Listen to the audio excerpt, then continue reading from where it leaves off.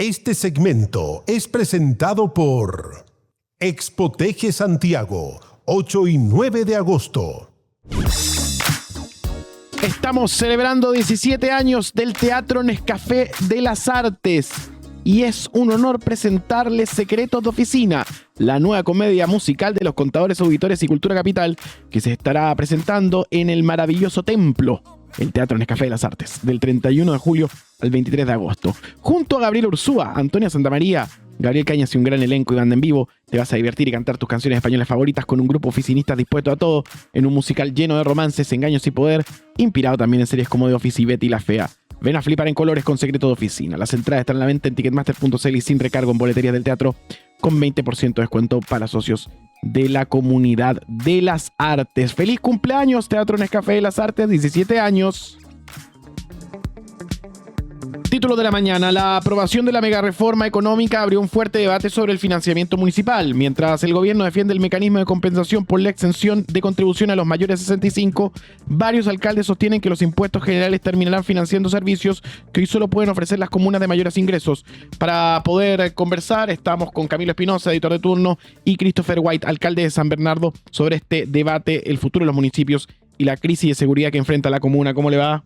Muy bien, ¿y ustedes cómo están? Bien, acá con todas las noticias. Antes de entrar a lo que dejó la mega reforma, alcalde, quiero preguntarle por los anuncios que dio el presidente ayer, el despliegue que ha tenido Martín Arrau esta mañana y también ayer con estos operativos.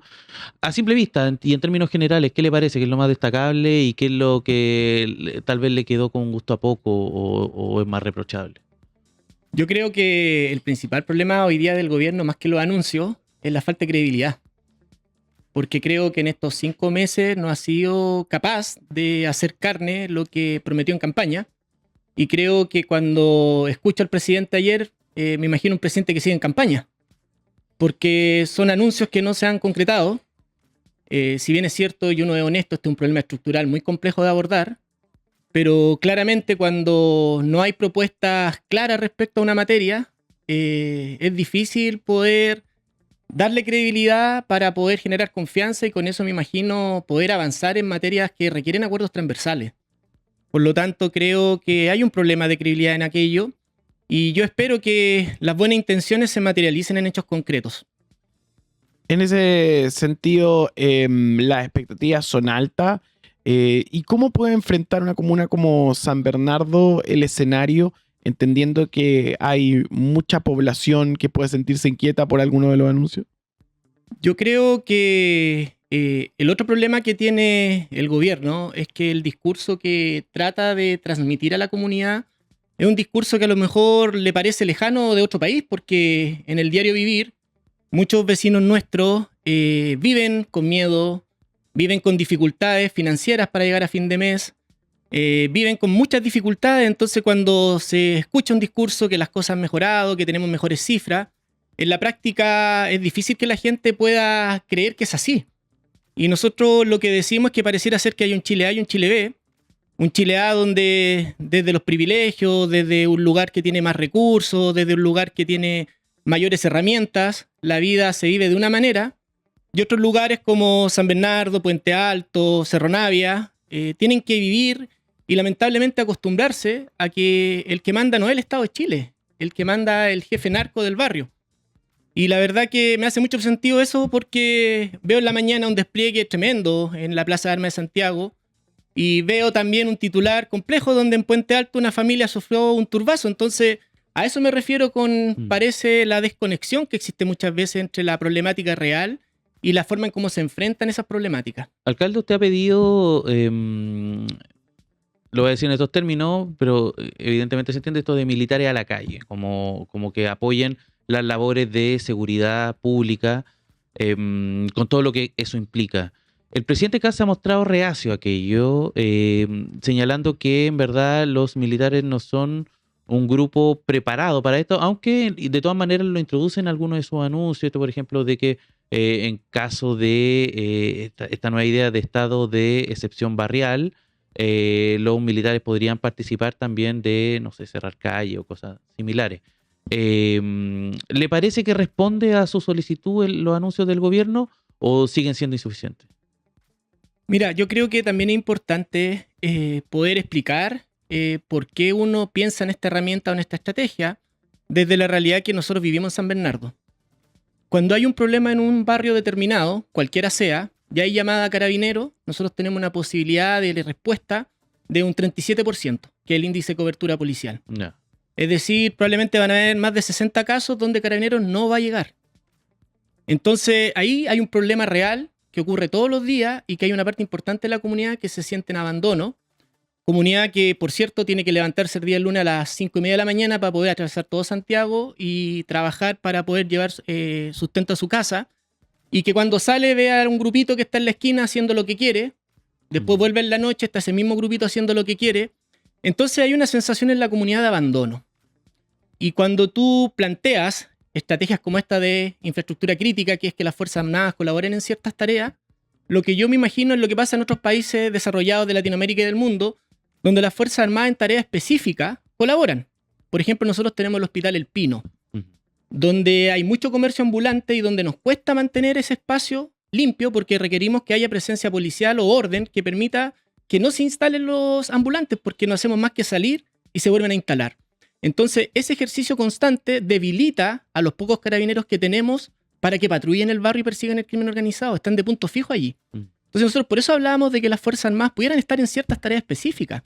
En ningún caso hemos dicho que salgan a perseguir a los delincuentes, porque además como una fuerza tienen que tener un reglamento, un perímetro de cómo funcionar que primero les dé garantías, pero que también les dé un límite. No estamos hablando de impunidad, sino que estamos hablando de un marco regulatorio como en su momento fue la ley Naín Retamal, que para algunos fue a lo mejor un avance y para otros fue un retroceso, pero yo creo que es un elemento que permite en un Estado de Derecho poder regular el funcionamiento de las policías. Y ojo que también la ley Naín Retamal entregó herramientas a las Fuerzas Armadas, porque algunos dicen en el debate que exponer a las Fuerzas Armadas es como hacer que si cometen un disparo, por ejemplo, terminen estas personas detenidas. Los van a perseguir, claro. Y los van a perseguir. Pero la ley Naín Retamal estableció este privilegio de resguardo, ¿cierto? Donde no solamente carabineros, sino que las Fuerzas Armadas también hoy día poseen ese elemento. Lo que hace falta en la discusión es el reglamento del uso de la fuerza. Y también hablo de que, si bien me parece una buena señal que se diga vamos a utilizar las Fuerzas Armadas en tareas de seguridad, lo que me parece inmediatamente necesario es dar la discusión respecto al reglamento del uso de la fuerza, que además es un proyecto de ley que lleva 2 años descansando en el Congreso. Nosotros hace 2 años lo pedimos esto, y lo vuelvo a decir, no porque creamos que es la solución, sino porque necesitamos a nuestra comunidad que vive esta situación diariamente una respuesta distinta.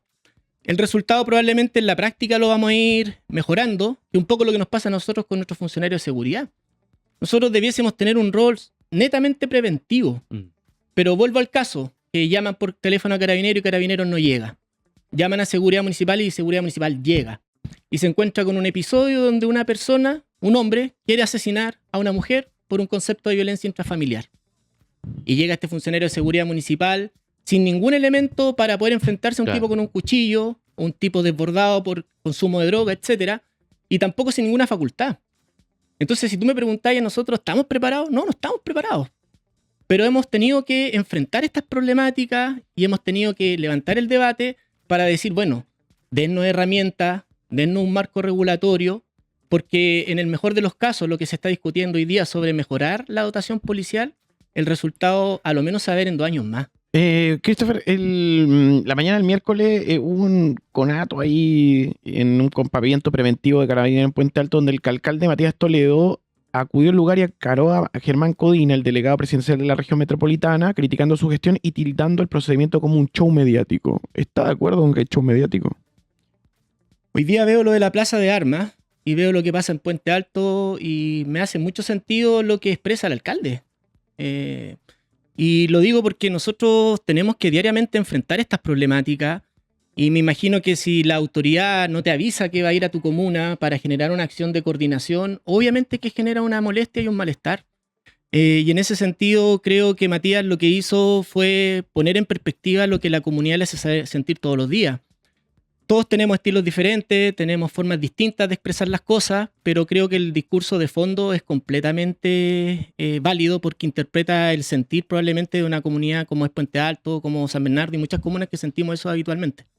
Queremos preguntarle también por lo de la mega reforma, no sin antes preguntarle qué le ha parecido el ministro Arrau, que lleva algún tiempo ya en el ejercicio como encargado de ministro de Seguridad, y también hoy día pasa a dar la sensación, al menos mediáticamente, a una primera línea en las acciones de gobierno. Creo que lo que fue la primera ministra, este segundo cambio ha tenido una disponibilidad diferente en materias de proponer planes, que era un poco lo que se le exigía a la exministra. Y en eso uno podría reconocer que hay un esfuerzo de querer avanzar en esta materia, pero siento que hace falta poder sociabilizar más los temas que hoy día se están proponiendo. Porque, por ejemplo, cuando yo escucho al presidente ayer hablar de esto de las barricadas, me parece que eso no es una prioridad hoy día para lo que estamos enfrentando diariamente, que es el crimen organizado. Y con eso no quiero decir que no me parece que sea bueno o malo debatirlo, sino que me parece que está en una segunda línea de prioridad. Y creo que la primera línea de prioridad, por ejemplo, debería ser el levantamiento del secreto bancario si queremos de verdad entrarle al crimen organizado. Entonces ahí veo que hay falta una coherencia y veo que lamentablemente el ministro debiese ser capaz de entender que para poder avanzar en acuerdos tan importantes como estos requiere acuerdos de mayoría y no de una trinchera determinada. Y para eso creo que el ministro debiese tener un esfuerzo mayor de conversar con distintos actores del Parlamento y tratar de construir una posición común. Yo creo que este planteamiento de retroexcavadora o que venimos a cambiar las cosas ha demostrado en el tiempo que no tiene un resultado óptimo porque finalmente las grandes transformaciones requieren de alguna manera llegar a acuerdos.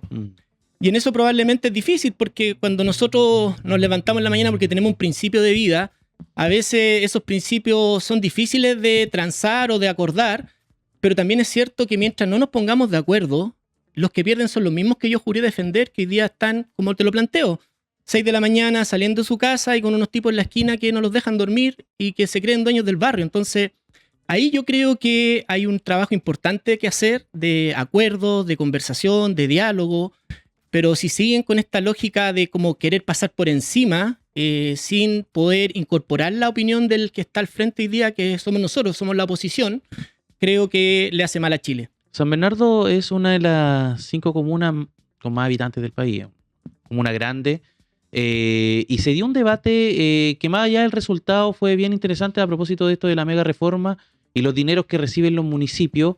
¿En qué queda San Bernardo con la aprobación del mecanismo de compensación que se aprobó y que impulsó el ministro Quirós?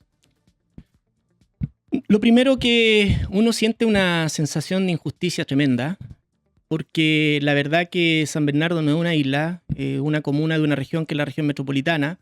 Somos 52 comunas y lamentablemente a veces 2 o 3 kilómetros te hacen tener un código postal distinto en tu calidad de vida.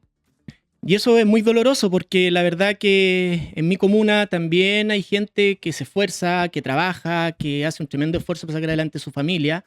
Y cuando tú ves que hay comunas que te rodean, o mejor dicho, que están en la zona oriente, y que tienen 4 o 5 veces tus propios recursos, obviamente que es molesto cuando se da la posibilidad de emparejar la cancha con esta compensación y tú ves en el dato objetivo que comunas como Las Condes van a recibir 13.000 millones de pesos versus San Bernardo que va a recibir 250 millones de pesos y versus comunas como Lo Prado que van a recibir 4 millones de pesos. Entonces, lo que uno dice, si queremos en el espíritu de lo que es el Fondo Común Municipal, porque recordemos que el Fondo Común Municipal es un elemento, una herramienta de solidaridad. Es decir, los que tienen más hacen un esfuerzo de pasarlo a este espacio para repartirlo de manera equitativa entre las distintas comunas de Chile. Entonces, cuando tú ves que finalmente un grupo reducido de comunas se lleva una cantidad importante de dineros, obviamente que uno siente una sensación de injusticia. Y mucho más aún cuando tú logras entender que finalmente esa compensación de recursos va a salir del propio bolsillo de las mismas personas que viven en San Bernardo cuando vayan a comprar el pan a la esquina. Claro. Es decir, la señora Juanita va a terminar con su esfuerzo y sacrificio financiando los privilegios de algunos. Y cuando digo privilegios es porque, claro, a mí me gustaría tener un presupuesto de 450.000 millones de pesos para poder hacer todas las cosas que tengo que hacer en San Bernardo. Pero cuando tengo un presupuesto de 100.000 millones de pesos, se hace mucho más difícil hacerlo. Y eso me parece injusto porque uno cree en la competencia, pero cuando uno va 5 metros más adelante me parece injusto. Christopher White esta mañana con nosotros. ¿Algún otro apunte más que tengamos que saber sobre San Bernardo y estar atentos? Sí, mira, yo quisiera agradecer este espacio de conversación y invitarlos a estar atentos con el tema del Cerro Chena.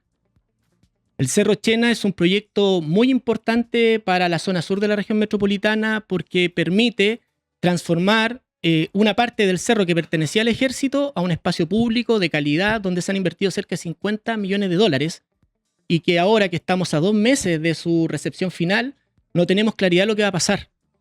Hay una discusión en torno al Ministerio de Vivienda y al gobierno regional respecto a quién se va a hacer cargo de la mantención. La mantención por norma debiese hacerla el Parque Metropolitano, pero ahí hay una discusión que está en desarrollo a la cual yo les pido estar atentos porque nos hemos dado cuenta que cuando la comunidad está organizada y está atenta a lo que está ocurriendo, probablemente los resultados son mejores a los que si uno está en un estado de pasividad. Por lo tanto, invitarlo a que estemos atentos a esta temática. Nosotros ya tomamos una decisión como municipio. No vamos a permitir que esta obra quede inconclusa. Estamos organizándonos con la comunidad y estamos atentos a los plazos para poder generar acciones de movilización de carácter ciudadano, porque nos parece que el derecho a la calidad de vida también la gente de la zona sur lo merece. Esto es distinto a lo de Fantasilandia, ¿no? ¿O es parte de lo mismo? Es diferente. Ah, ya. Está cerca de 1,5 kilómetros de distancia, Ya. que Fantasilandia también va a ser una muy buena noticia para San Bernardo, una oportunidad. ¿Cuándo parte el próximo año? No más. Parte ahora, en ya. noviembre, la primera etapa, que es el parque acuático. Ya. Que dicho eso va a ser el parque acuático más grande de la región metropolitana. Y viene una segunda etapa que sería en diciembre ya del próximo año, que sería la apertura del parque de diversiones. Por lo tanto, eso también nos va a dar la posibilidad de tener una tremenda infraestructura que sin duda va a ser una oportunidad. Así que también hacerle seguimiento a ese tema, porque también ahí estamos disputando otra lucha territorial. Fíjate tú que si tú vas al Windsor hoy día, te puedes ir en tren y te bajas fuera de la estación. Sí. Ahora si vas a Fantasilandia, vas a tener que bajarte en el Mall Plaza Sur y tomar un bus de acercamiento, siendo que existe una carta de compromiso de Fantasilandia que ellos están dispuestos a financiar la estación y lo que nos falta es que EFE diga yo pongo los costos de mantención, es decir, los trenes y los nuevos horarios, que es algo que a lo mejor es un recurso que nos sobra, pero que claramente en la prosperidad del proyecto se podría financiar solo. Así que estamos también pidiendo aquello porque esa estación, además de traer gente a Fantasilandia, permitiría que la gente de Lo Herrera, Lo Infante y todo el sector sur de la comuna también tenga una posibilidad de transporte más digno. Alcalde, antes de cerrar, me gustaría preguntarle por esta tendencia que tienen algunos de los colegas suyos, que se han hecho muy populares, sobre todo en redes sociales, que participan de operativos, empiezan a encarar a distintas personas que están tomando la vía pública, que se enfrentan a distintas incivilidades, podríamos decir. El alcalde Sichel se ha hecho popular por eso, también el alcalde Toledo. ¿Qué le parece eso? ¿Forma parte de su estilo? Estaba revisando su Instagram, no pillé mucho de esa tendencia, pero ¿qué le parece a usted en lo personal? Mira, yo creo que todos tenemos estilos distintos de hacer las cosas. Nosotros hemos hecho operativos importantes. De hecho, la última amenaza de muerte que tuve fue por borrar unos muros y eso generó un terrible debate, primero en lo personal, pero también en lo público, a propósito de lo expuestos que están los funcionarios municipales. Por lo tanto, cuando uno va enfrentando estas cosas, también va entendiendo que los procedimientos son importantes. Creo que a veces encarar a una persona en los tiempos que hoy día vivimos también puede ser sinónimo de exponer. A nosotros nos ha tocado vivir situaciones de ese tipo y hemos tratado de ser un poco más cautos porque también tememos que el día de mañana un funcionario o alguna persona pueda salir lastimada y eso creo que no favorece a nadie. Por lo tanto, hemos tenido una forma distinta y con esto no quiero entrar en el debate si es mejor o peor. Solamente es diferente a propósito de los elementos que he tratado de transmitir. Perfecto. Muchas gracias, Christopher. Puesto número 2 en esta mañana. Y en el puesto número 2 de esta mañana, temas internacionales, acá en turno el primer canal de stream. Atención, porque Washington es uno de los lugares donde los ojos están instalados con respecto a un proceso que ha llamado la atención de todos los actores internacionales. Washington y los Rodríguez inician las negociaciones para la transición venezolana con Machado al margen. Las negociaciones para una transición política en Venezuela se reactivan esta semana con una mesa impulsada por Estados Unidos encabezada por Dinora Figuera en la oposición y Jorge Rodríguez por el chavismo. El proceso busca acordar cambios institucionales que permitan avanzar hacia elecciones libres con renovación del Consejo Nacional Electoral, reforma del Poder Judicial y garantías políticas. Las negociaciones se con tensiones internas porque María Corina Machado, la dirigente opositora con mayor popularidad, quedó al margen del proceso pese a los acuerdos previos dentro de la plataforma unitaria. Mientras Washington pide paciencia y prioriza estabilidad económica e institucional, Machado exige resultados concretos, presos políticos liberados, fin de la censura y un cronograma electoral completo. Está muy interesante esta información, que hay una nota bien completa que está en el diario, claro, justamente la que estamos viendo en pantalla del diario El País. A ver, en términos muy concretos, aterrizó ya en Venezuela, a unos 300 kilómetros de Caracas, el señor Jorge Rodríguez y Dinora Figuera, que es la opositora, la persona del mundo de la oposición que va a representar a Estados Unidos y a la oposición en términos generales en estas negociaciones con los Rodríguez. Jorge Rodríguez, recordemos, es el hermano de Delcy y son los que gobiernan. Uno es presidente de la Asamblea del Pueblo, me parece que se llama la institución, perdón, la Asamblea Nacional, y en el caso de Delcy Rodríguez es la presidenta que quedó tras la captura de Nicolás Maduro, recordemos, en enero de este año. Fuera de todo esto, de toda conversación, María Corina Machado. María Corina. No forma parte, pese a todos sus esfuerzos por tratar de congraciarse con Donald Trump, en el plan de Donald Trump y en el plan de Estados Unidos y de Washington, no está considerada para formar parte de estas conversaciones. Ahí estamos viendo parte de los actores que están en esta conversación, en esta negociación, que ya se habla de transición. Ya se habla de transición hacia un nuevo, hacia una nueva forma, hacia un nuevo régimen, y que va a tener un hito fundamental en las elecciones que va a tener Venezuela para elegir a su próximo mandatario. Hay que decir también que ha tentado mucho a Estados Unidos la idea de convertir a Venezuela en el otro estado extra, casi como un enclave norteamericano, claro. Algo parecido tal vez a lo que es Puerto Rico.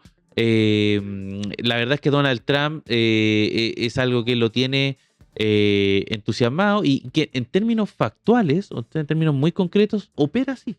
O sea, Marco Rubio es prácticamente el gobernante en la sombra en Venezuela. Entonces, esa situación, ese escenario, la verdad es que es propicio y quiere Donald Trump como que se le afiló el colmillo con aquella posibilidad de hacerla más formal y más constante en el tiempo y que no dependa del gobernante de turno que va a hacer este análisis, esta revisión. Así que, nada, evidentemente vamos a estar muy atentos a cómo evoluciona y cómo se van a ir dando estos procesos en un continente que, recordemos, está con una fricción importante, lo que pasó en Brasil, Argentina, lo que está pasando con Nicaragua también.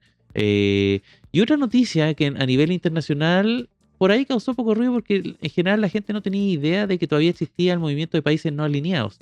Pero el presidente Cado ordenó y mandó al canciller a sacar a Chile de aquello, señalando que correspondía a otro periodo de tiempo, pero que también pone en duda esto de que al considerar a Chile como fuera de los países no alineados, y entendiendo también la actitud que ha tenido este gobierno en particular de tratar de alinearse más con Estados Unidos que con China, nos deja en una posición muy mala, porque la verdad es que Estados Unidos nos trata muy mal.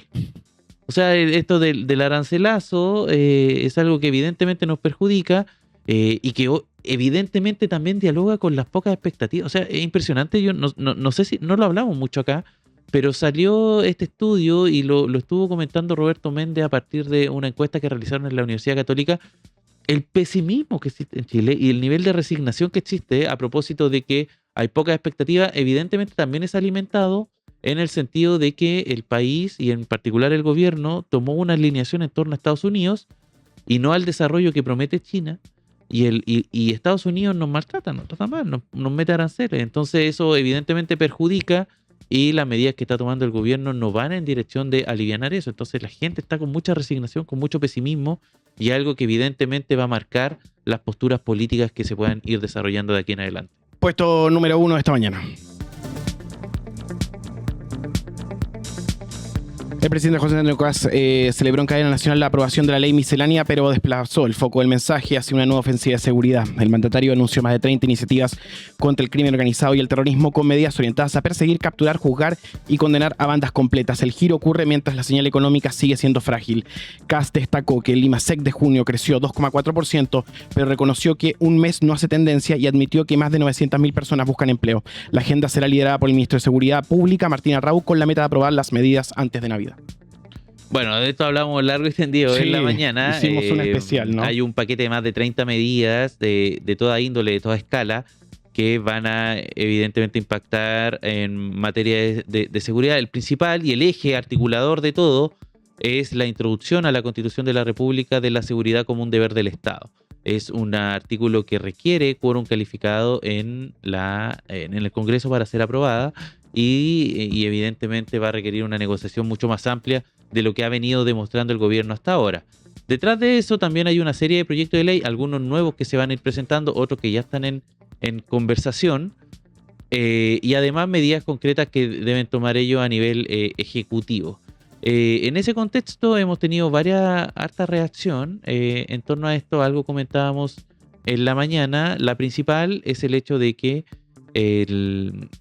algunas de estas medidas da la sensación de que no contemplan la persecución de la ruta del dinero y se enfocan fundamentalmente en lo que puede ocurrir en las calles. Incluso lo decía acá el alcalde, introduciendo normativas que poco y nada tal vez tienen que ver con el crimen organizado, como esta norma antibarricadas que se quiere impulsar desde el gobierno. Hay que ver también hasta dónde esto trastoca el debido proceso y las normas constitucionales que evidentemente tienen que defenderse en un país, y esto hay que decirlo también, en un país que está mucho más dispuesto a poner en riesgo esas normas y esos marcos institucionales. Es poco popular hoy día defender la institución, y frente a eso, la posibilidad de ampliar de poderes a las policías, evidentemente es complejo.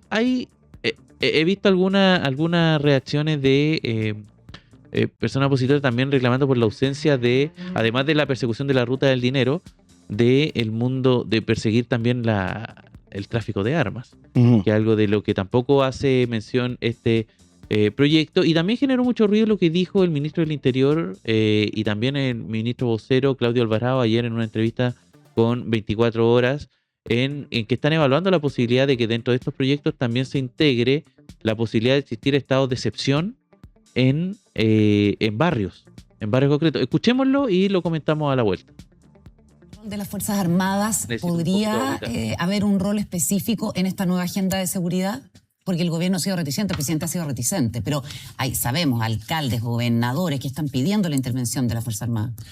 Bueno, mira, aquí también, y seguramente va a profundizar en esa materia el ministro Raúl los próximos días, se está evaluando establecer un nuevo estado de excepción constitucional focalizado a determinados sectores o barrios en una ciudad, que estarían bajo el mando no de las Fuerzas Armadas, sino que de Carabineros, con convenios de colaboración de las Fuerzas Armadas. ¿Bajo qué criterio? ¿Bajo qué exigencia? Un estado de excepción constitucional que, de acuerdo a ciertos parámetros o indicadores, señalen que es necesario intervenir de una manera más profunda para combatir a la delincuencia, se pueda establecer por un periodo de tiempo esa excepción bajo el mando de Carabineros, con apoyo y colaboración de las Fuerzas Armadas, y que puedan tomar algunas medidas excepcionales de, por ejemplo, restringir la libertad. Hay otro riesgo que por ahí lo hemos conversado poco, pero que tiene que ver con esto de que el hecho de introducir también nuevas policías o nuevas instituciones en el combate del crimen organizado y en una serie de otras políticas sin la preparación adecuada, puede provocar algo que de lo cual ya hemos visto evidencia, que es la introducción de los carteles, en el caso particular del Tren de Aragua, en organizaciones como las Fuerzas Armadas.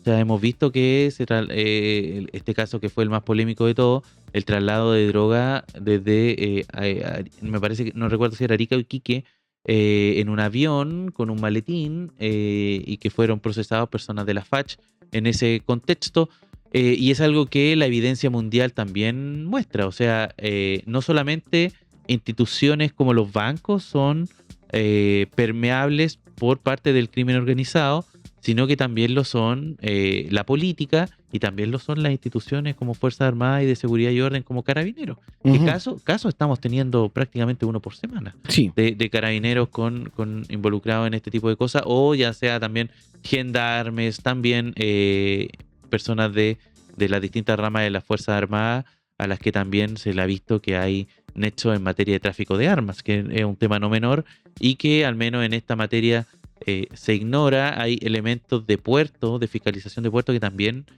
da la sensación de que hacen falta en este marco de la conversación de seguridad. Entonces, se vienen muchos temas que están ausentes, hay temas que están presentes que son positivos, hay otros que hay que mandar a observación, y que evidentemente tienen que ser al menos mejorados o replanteados, yendo más allá, digamos, de lo que presentó esta administración ayer en una cadena nacional. Sí, vamos a estar mirando lo que pasa. El presidente buscó instalar un tono de autoridad frente al crimen organizado. Seremos implacables, no habrá excusas ni treguas. Con esa frase el gobierno intenta convertir la seguridad en su principal señal política tras el despacho de la mega reforma económica. Tenemos un bonus track en el puesto número 1. Una discusión polémica en el Congreso. Delincuente y señora de feria, Campillay y Flores protagonizaron duro enfrentamiento en el Senado. Si no lo viste, veamos lo que pasó. Fue este Que choque. ya anda amenazando, ¿cierto? Oye, no saben con quién te viaje porque ahora es como senadora de la República. ¡Vergüenza! Usted le da vergüenza a Chile, señora. Y espero, presidente, por favor, que indulte lo antes posible al capitán Patricio Maturana. Pero ahí no hay legítima defensa, no hay legítima defensa. De visitar en la cárcel, así que estás de verlo mal. Por la persecución, por lo que ha hecho esta mujer, de victimizarse, que le han pagado indemnizaciones millonarias, millonarias. ¡Qué terrible! Yo no me voy a quedar callada. Esta señora que ha vivido del estado de indemnizaciones por lo que le pasó, le llegó acá exclusivamente porque llegó acá porque da pena. Por eso la eligieron, no porque tenga intelectualmente capacidad ni porque tenga los conocimientos para llegar a elegir un cargo que por elección popular. No, señora, no de la deje de victimizarse porque Chile ya no le compra.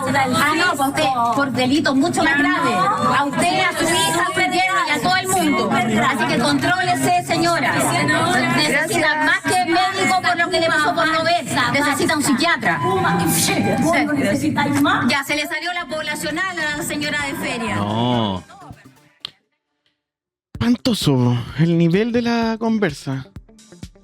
De conversa tuvo poco. Nada. Un gritoneo de lado y lado. No tiene... y es complejo también. La senadora Campillay como...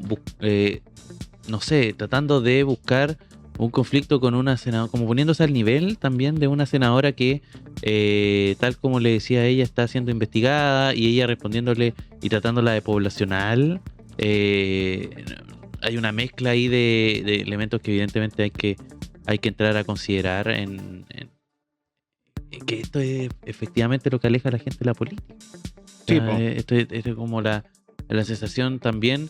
Yo no sé qué les pasó a ustedes con lo que pasó con Matías Toledo y Codina, que también yo creo que tampoco son formas y no corresponde que el trato sea de esas características. O sea, más allá de lo que quiera hacer Matías Toledo y la figuración pública que quiere tener a través de sus redes sociales, ayer se salió este video y le contestó Codina acusando de que había editado el video y una serie de otras cosas en el podcast de Paula Catena y Mónica Rincón en La Tercera, que es... ay, siempre se me olvida el nombre. ¿Cuánto? No. ¿Cómo te lo explico? ¿Cómo te lo explico?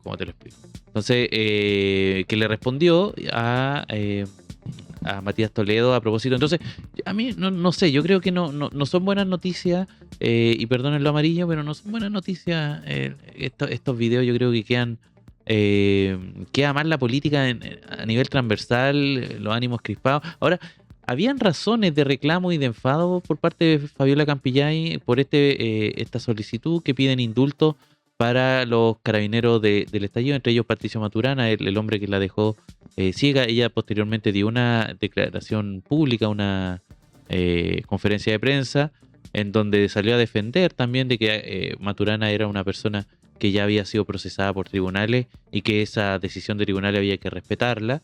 Recordemos que es un proyecto que no tiene una resolución, la posibilidad de indulto es exclusiva del presidente.